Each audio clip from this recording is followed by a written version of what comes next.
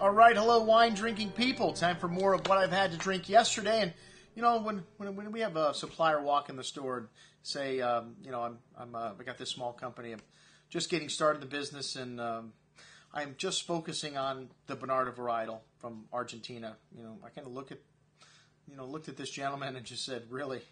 I mean, Argentina is making some fabulous wines. And not that Bonarda is not fabulous, not that they don't make great Bonarda. I'm not saying that. I haven't had any. But I will say, if you sell wines from Argentina, you better have some Malbec in that bag. And, Milo's a really nice guy, and he's, very enthusiastic. He wants to make a name for Bonarda. This guy is not a follower, man. He is a leader. He is someone that is not happy doing something that's easy. He wants to do the hard thing, which is a noble quest, I would have to say. But Bonard is just not my bag, baby. All right? I mean, we did try several of them on this day, and we started out with these Iaccarini wines. And another thing, man, let's put a name on the bottle that's easier to pronounce in this country. I know there's a lot of Spanish people in South Florida, but if you're going to sell something in the United States, Iaccarini, it's got a cool ring to it, though. A little hard to pronounce, a little hard to say, a little hard to read on the label. This is the EH19 Bonarda 2010. Michel Roland oversees this operation. So what the hell do I know? Michel Roland is involved. Obviously, they've got some potential here. 100% Bonarda, 100% all estate grown fruits. This is the type of Bonarda from the southwest of France, though. It's not the one from Italy. Some people call Bonarda from Italy, Bonarda, but that's not the Bonarda in Mendoza. So this is from the southwest France, and a really interesting varietal. To me, it makes a fun and drinkable wine, but nothing that's really complex. And this is an entry-level wine, so a really simple and pleasant wine. A good amount of forward fruit, a sun-dried quality to it, and light earthy notes on the finish. But $7.25. What are you looking for, man? This is what I call cooking wine in this store. But not bad. Something that we could actually drink or cook with.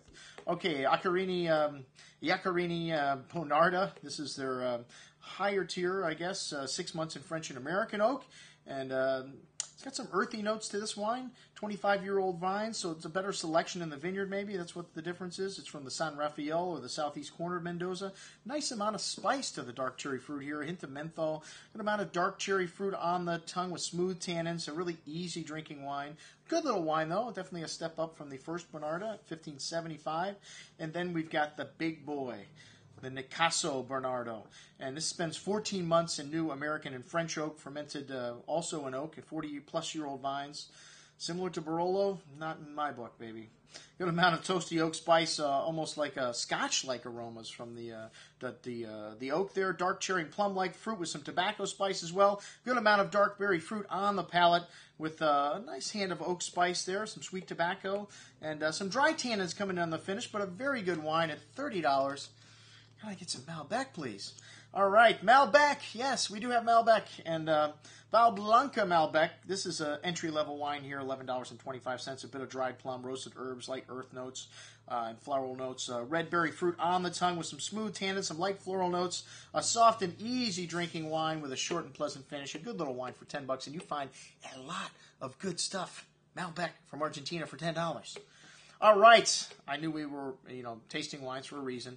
We finally got to these last few wines of Bodegas Iaccarini, Malbec Mendoza. Very good wine for $15. All estate bottle juice from that San Rafael zone. Very forward and ripe blackberry, pretty violet floral notes, some dark earth. Really ripe and forward style with smooth tannins. Really easy drinking, but has those pretty floral notes and, kind of complex here.